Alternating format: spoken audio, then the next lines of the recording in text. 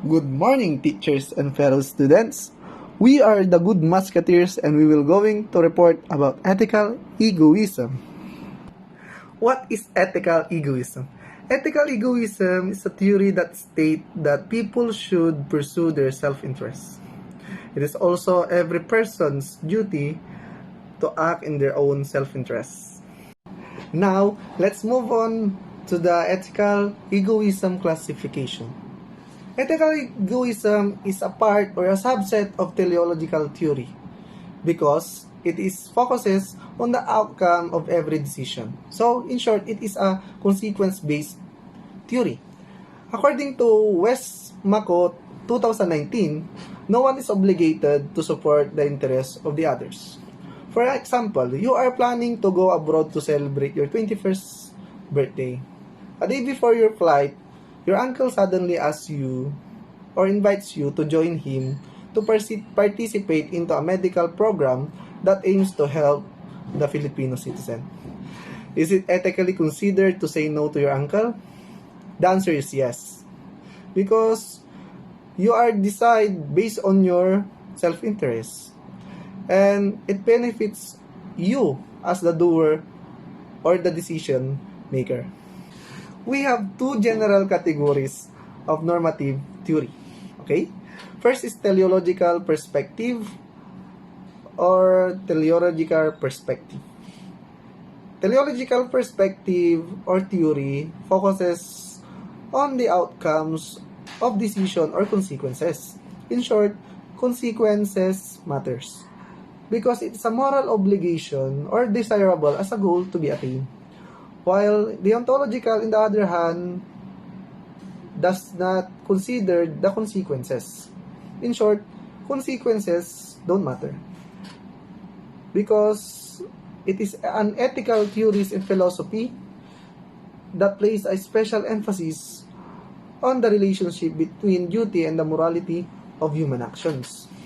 Also, the term deontology is derived from the Greek word deon, which means duty, and logos, which means science. To sum up, teleological perspective is a consequence-based theory, while deontological theory focuses between duty and the morality of human actions. Now, let's talk about the difference between self-interest, selfishness, and altruism. First is let's define what is self-interest. Self-interest is also known as love of self, meaning it is pursuing one's own interest entails selecting an option that results in decision maker receiving the net benefit, while selfishness doesn't care or lack consideration into others. For an example, John and Chris are grade 7 students. John has a cell phone and Chris don't have. One day, the proctor gives them an homework. One day, Chris goes to the house of John to borrow his cell phone to gather some research. If John let him borrow his cell phone, it is self-interest since it is gain a benefit, okay? And the benefit is he gain a friend, okay? On the other hand, if John doesn't lend his cell phone to Chris, it is selfishness because he doesn't consider the situation of Chris. And now, what's the difference between self-interest and altruism? Okay? That's just what I have said. Self-interest is love of self, while altruism is also known as love for the others. So, altruism means acting in the best way to help the others. It is your empathy to others. It is your will to do good into others. Now, we will tackle about Joseph Butler. We all know that one of the famous and well-known moral psychologists is Joseph Butler. He is an English philosopher and theologian. He developed a moral philosophy based on human nature and a natural theology that emphasized the validity of Christian belief.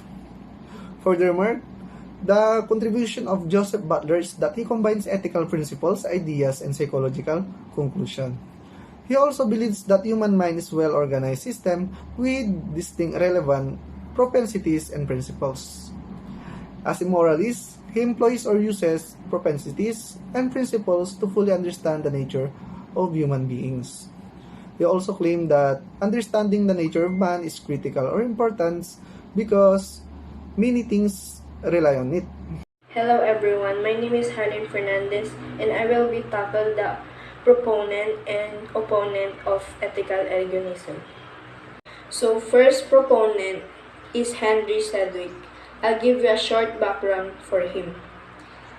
Henry Sedgwick was one of the most influential ethical philosophers of the Victorian era, and his work continues to exert a powerful influence on Anglo-American ethical and political theory, with an increasing global impact as well.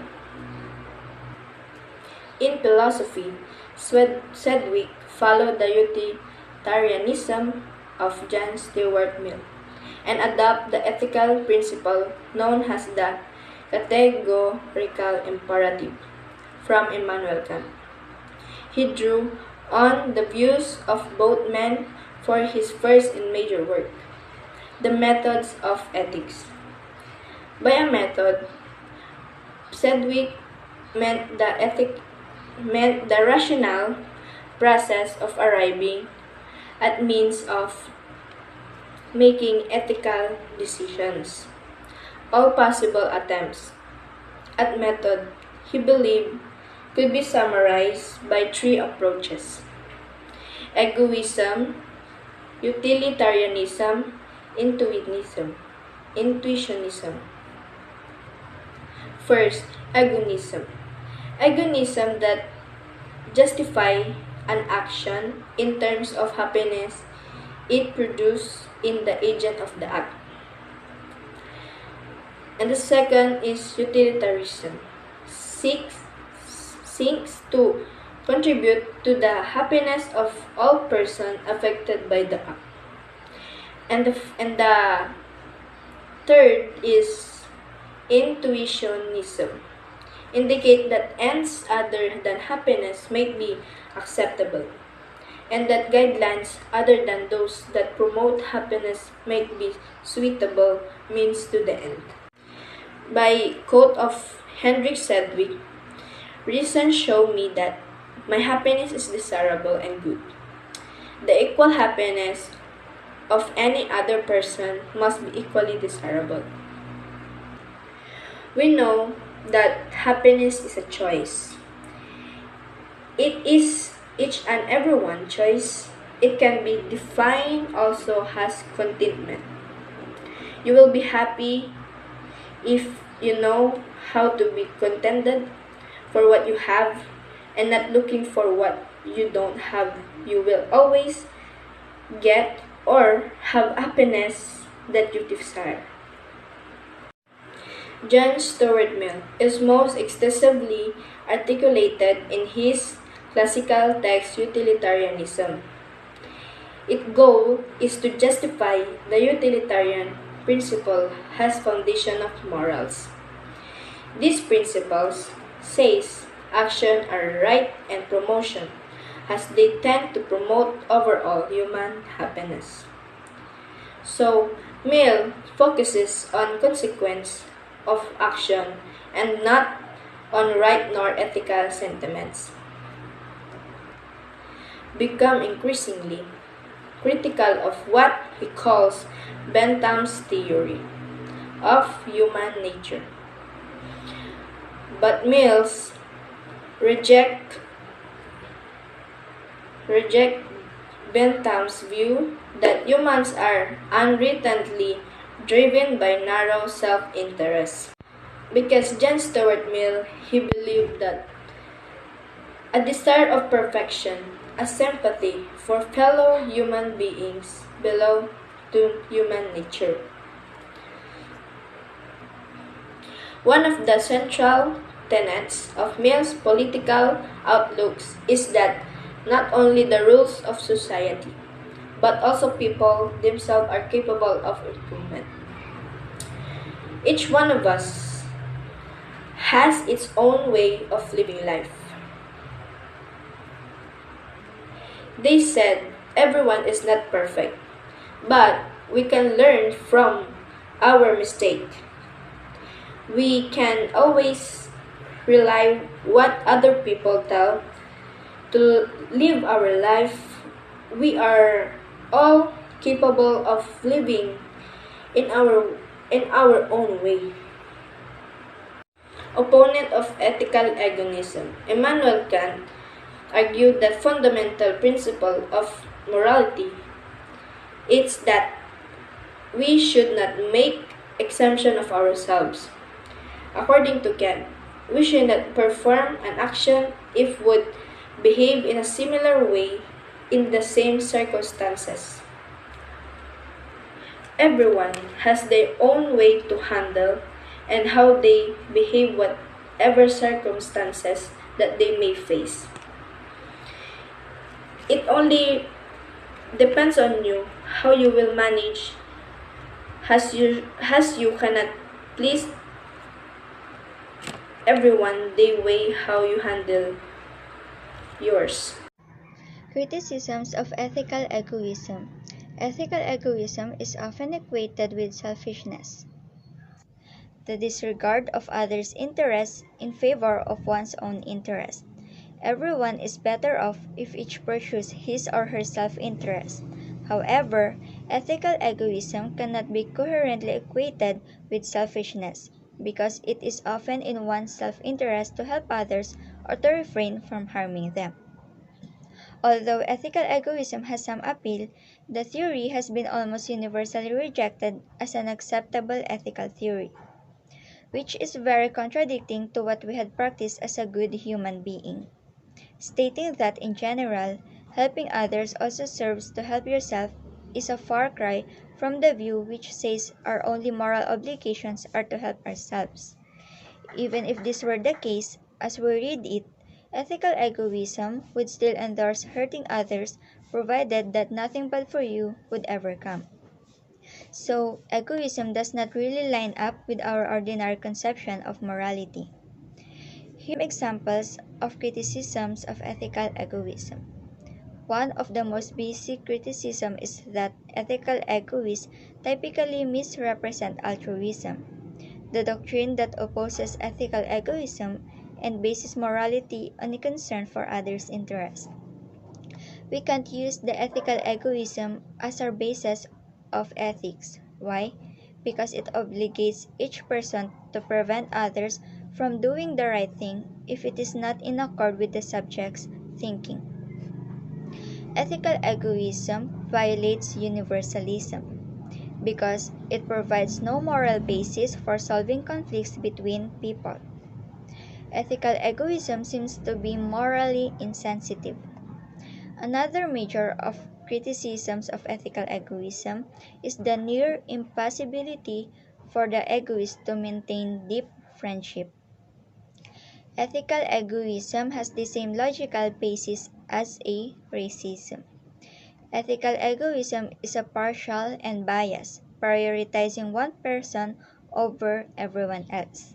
Some acts which are generally accepted to be unethical, such as racial discrimination in the workplace, could be justified if it is in the agent's self-interest. And lastly, egoists believe that they should make decisions that maximize their own self-interest, which is defined differently by each individual. Because as a person, as a human, we always consider other feelings or other situations first, before ourselves. But what ethical egoism implies, avoiding being concerned for others, is very opposite from what we are or one of the most important personality that a person must have. There is one philosopher named Kurt Bayer argued that in situations where one's desire conflict with the desire of others, ethical egoism implies ethical prescriptions that are contradictory. So, ethical egoism is not acceptable to a majority of people because it does not represent morality and it teaches people for being selfish. It is contradicting to what we have learned since our young age up until now as a part of a good human being. Good day everyone, I'm Miss Lim to report the benefits of ethical egoism. Ethical egoism encourages self-interest. If you know yourself and what you need, then it is easier to stay productive in modern society.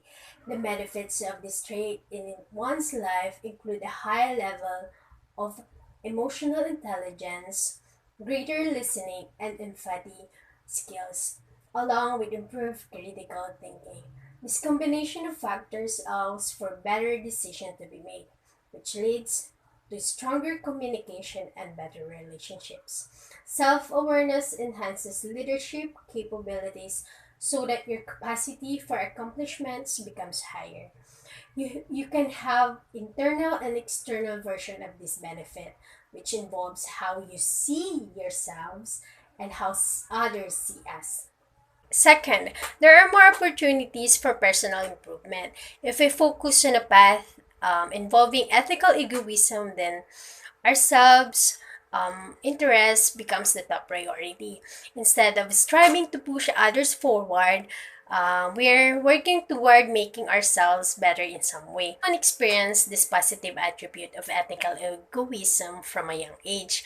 So we might be tempted to steal a candy bar from a store, but the external factor of getting trouble in our parents makes us decide to pursue great things instead. So it is an approach that makes us think about our overall well-being first. Third, everyone would have an opportunity to provide for themselves. So ethical egoism is an approach that says what you think or feel are best motivators to keep you productive. For example, you're effectively the salesperson of yourself, of your life, earning what you believe is your full potential every day. It eliminates the idea of a safety net because the only person you can depend on is yourself. But then society restructures itself so that every individual has the opportunity to pursue their definition of success. Fourth, ethical egoism allows people to implement self-care routines. So when you start putting yourself first, then the first word in your vocabulary becomes no. That makes it a lot easier for you to begin working towards the goals you have been in life because others are not directing your footsteps.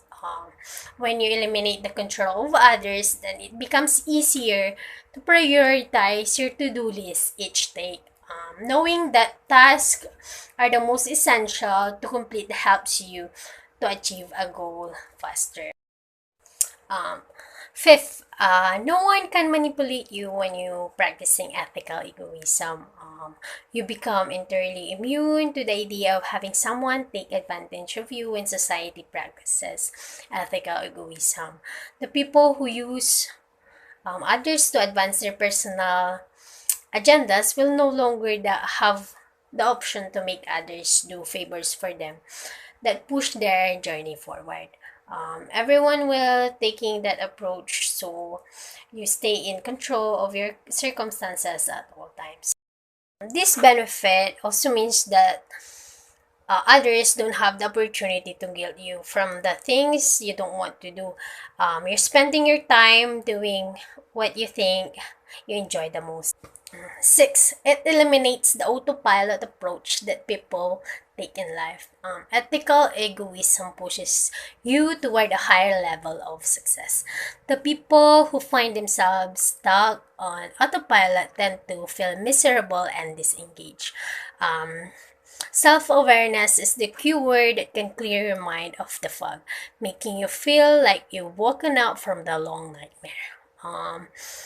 Since society trains us on what our routine should be, a shift to ethical egoism could cause everyone to stop living in their routine.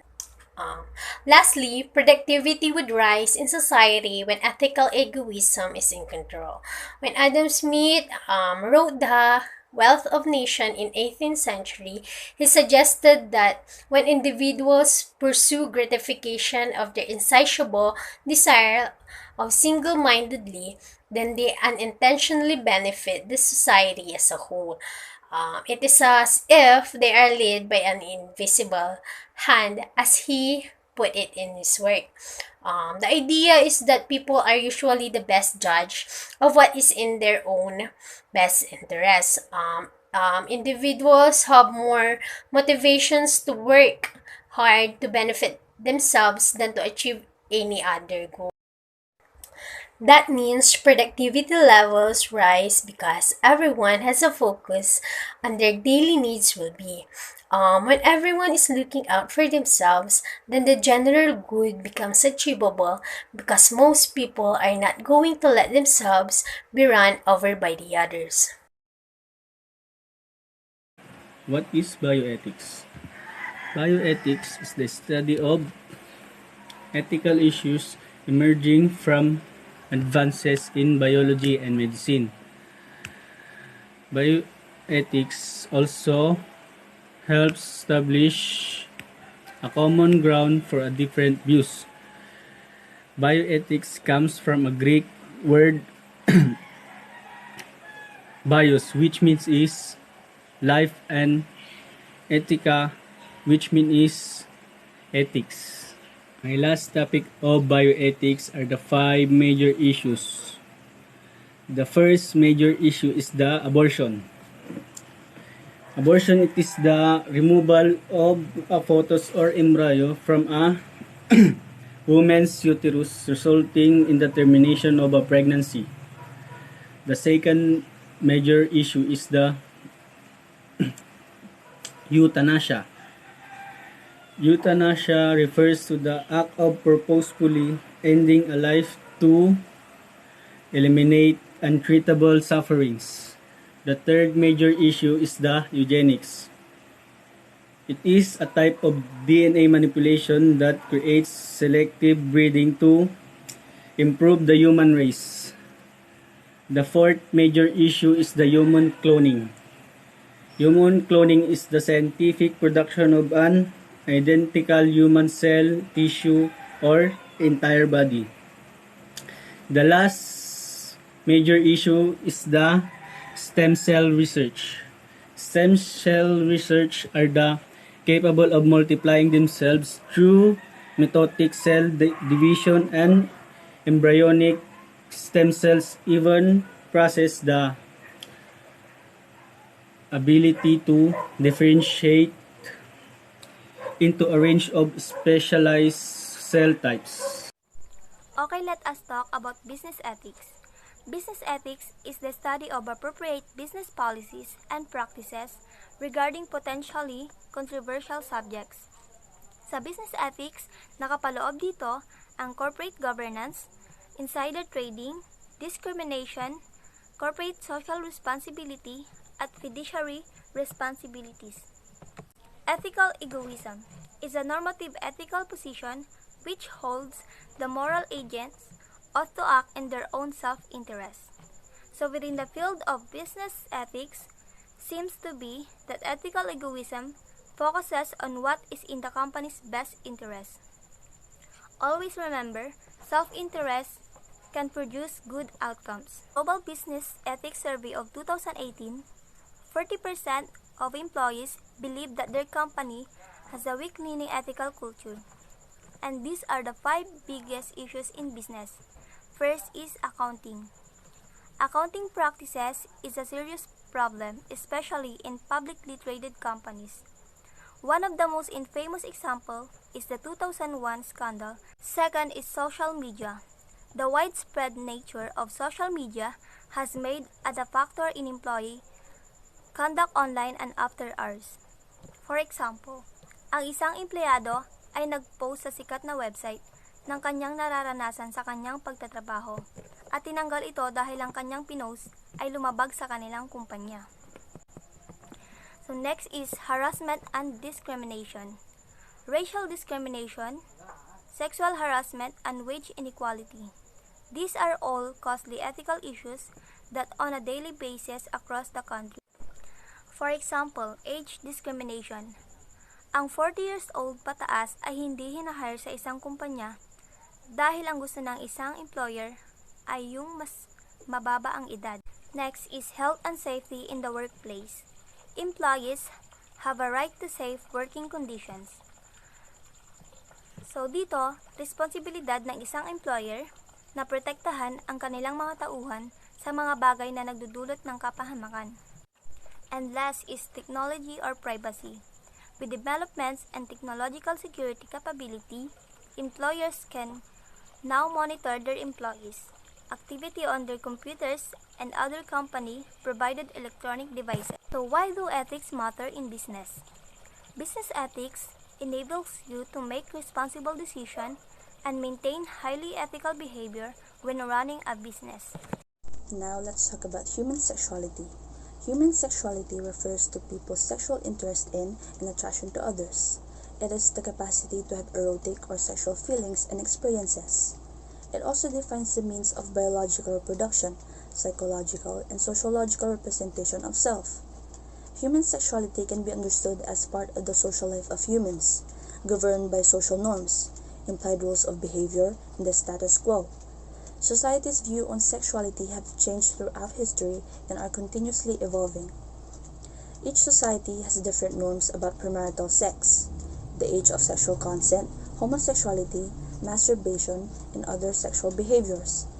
Individuals are socialized to these norms from an early age by their family, education system, peers, media, and religion. Sexuality may be experienced and expressed in a variety of ways, including thoughts, desires, beliefs, behavior, values, and relationship.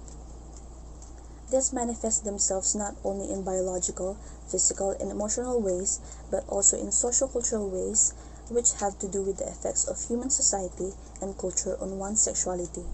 Sexuality has always been a vital part of human existence. History shows an increase in the collective supervision of sexual behavior when agricultural societies emerged, most likely due to population increases and the growth of concentrated urban communities.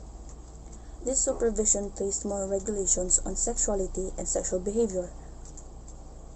With the advent of patriarchal societies, gender roles around sexuality became much more stringent, and sexual norms began focusing on sexual possessiveness and the control of female sexuality, thus resulting the males only focusing on their own self-interest and sometimes battling on self-conflict between self-interest and benevolence.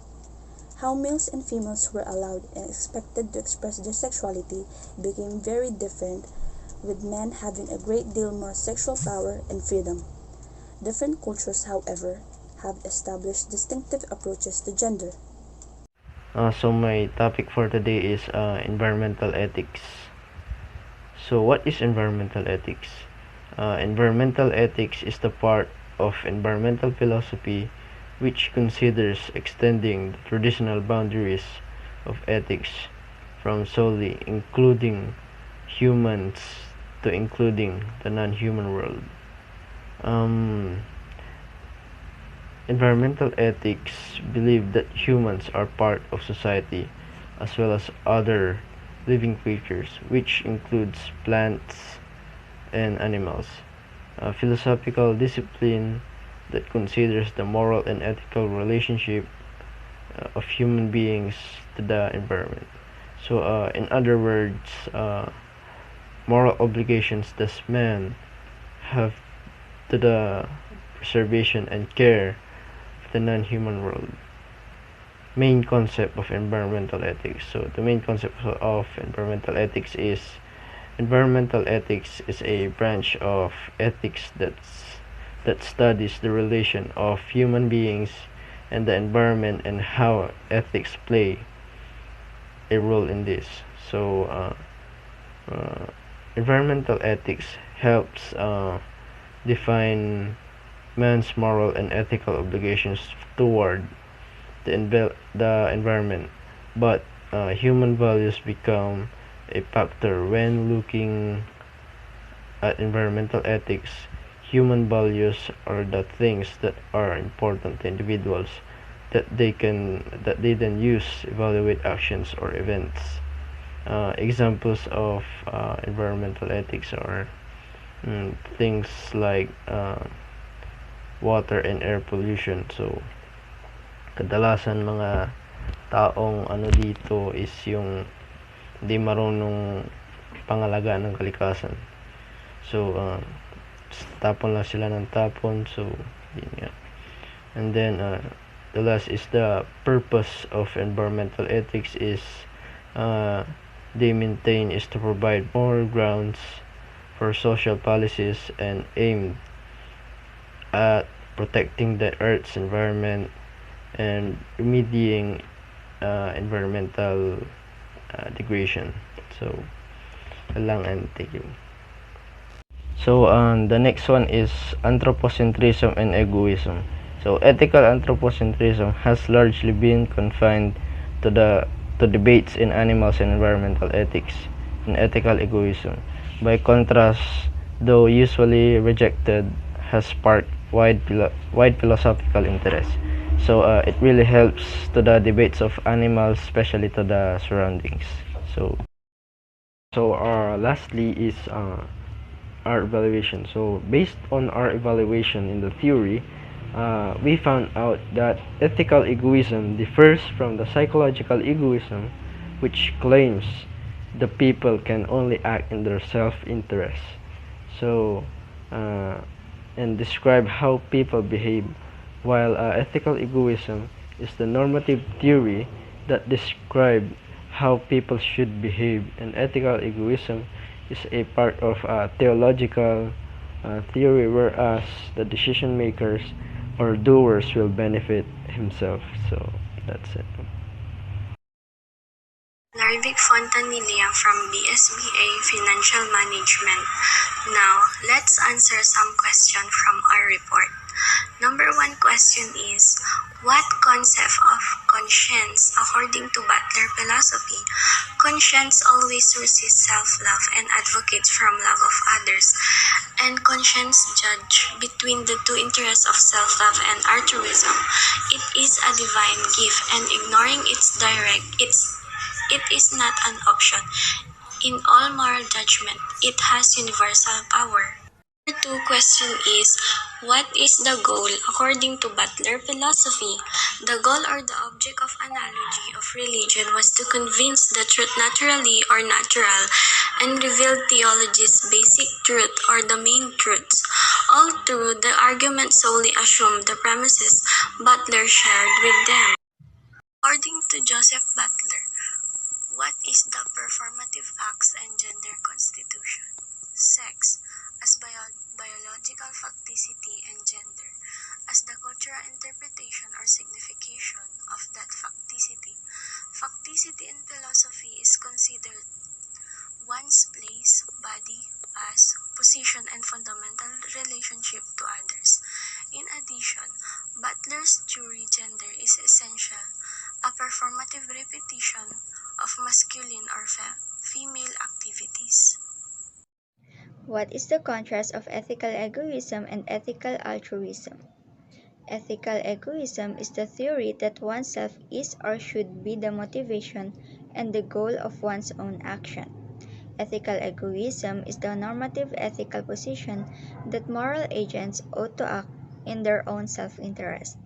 The fact that it can be in our rational self-interest to hurt others without a good justification implies that ethical egoism is false, because every serious moral theory and theory of justice will agree that it's usually wrong to hurt other people.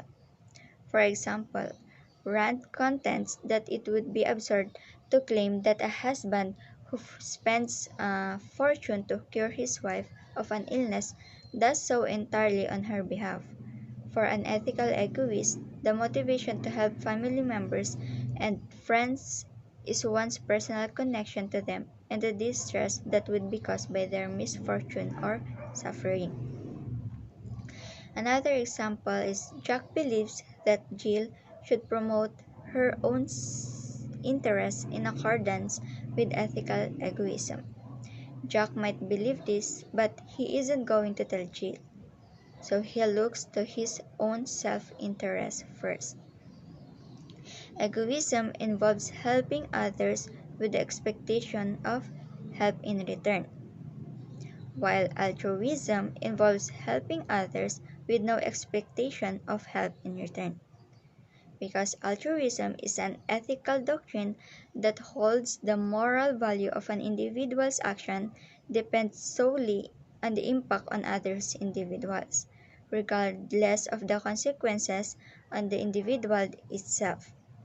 Altruistic acts includes not only those undertaken in order to do good to others, but also those undertaken in order to avoid or prevent harm to them. Egoism contrasts with ethical altruism, which hold that moral agents have an obligation to help others. Altruism may be understood as concern with others, but how much and which others?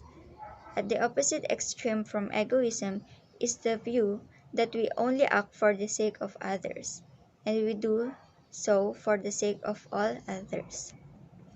According to egoism, we are actuated entirely by self-interest, even when it appears to be otherwise. Altruism, of course, denies this. Suppose, for example, someone drives someone drives her car extra cautiously because she sees that she is in an area where children are playing, and she wants to ensure that she injures no one. It would be appropriate to say that her caution is altruistically motivated. She is not trying to make those children better off, but she is being careful not to make them worse off. She does this because she genuinely cares about them for their sake. If your ultimate goal is happiness, of well-being, or something like that, then egoism would make it harder to achieve your goals. It seems to be contradictory to hold your own happiness to be important while ignoring identical feelings and desires when held by others. What is the significance of ethical egoism? By understanding ethical egoism, you will derive into a more productive individual because if ever you will apply your learning or understanding in your real life, you can formulate an effective ways and ideas on how you will assess yourself and live into a peaceful life.